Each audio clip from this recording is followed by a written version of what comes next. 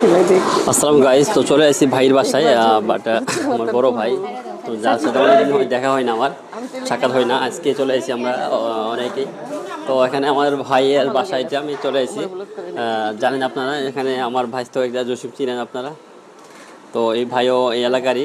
তো আমার বাড়ি তার বাড়ি শেরপুরি, থাকে আপনার নালিতে বাড়ি।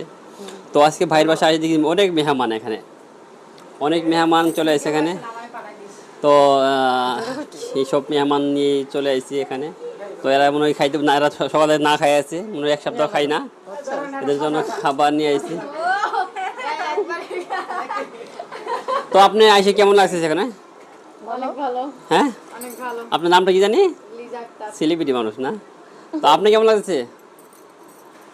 আমি আর কি বলবো, অসহায়ের মতো আর আপনার? জি, আমার অনেক ভালো লাগতেছে, সবার সাথে একসাথে এনজয় করতে পারছি। দুপুরের সময় সব প্রিয় মানুষদের সাথে আমার খুব ভালো লাগছে। আপনি মানে 2 সপ্তাহ খান না? হ্যাঁ, আমি 2 সপ্তাহ ধরে খাই না, মানে আমি খুব অসুস্থ ছিলাম। তো আজ সবার সাথে মানে অনেক কিছু খাবো। ও তাই নাকি? তো আজকে আমার ভাই আপনি যে খাবার রেডি করছে, সেই খাবারগুলো দেখেন। তো এই যে আমার প্রিয় খাবার যে বলছি আমার প্রিয় খাবারটা হচ্ছে, আপনি যে বলছিলাম ভাবিকে, পুঁই শাক দিয়ে শুটকি দিয়ে যে খাবারটা। আবার এখানে মাসকালের ডাউল আছে, সে আমার কি ভর্তা ভাবি, কি ভর্তা মানে শুটকি ভর্তা, সরি তিল ভর্তা, এটা আপনার দেখতেছেন। পরে আমার প্রিয় আরেকটা দেখেন, সবজি আপনি বলা, ঠিক আছে, এটা হচ্ছে আমার প্রিয়। তারপর মুরগি আছে, সালাদ তো আছে অলরেডি, আপনার ঠান্ডা পরে দেখাচ্ছি আপনাদের গাইস। তো এখন খাওয়া শুরু করবো আমরা। এই আমার ভাইয়া এখন আছে। ভাইয়া, ভাই আপনি কেমন লাগছে আমাদের এখানে মেহমান করে?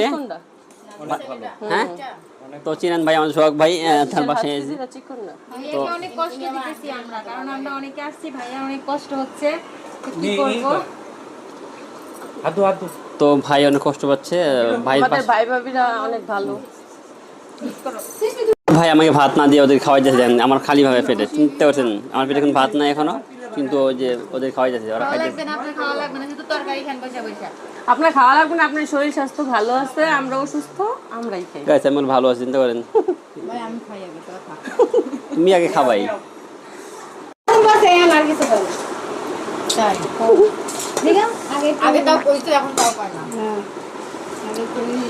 আমার যে প্রিয় খাবার কি বলবো, আর বলার ভাষা নাই। স্বাদ কই যেরকম হয়েছে, এরকম স্বাদ জিহ্বা লেগে আছে আমার।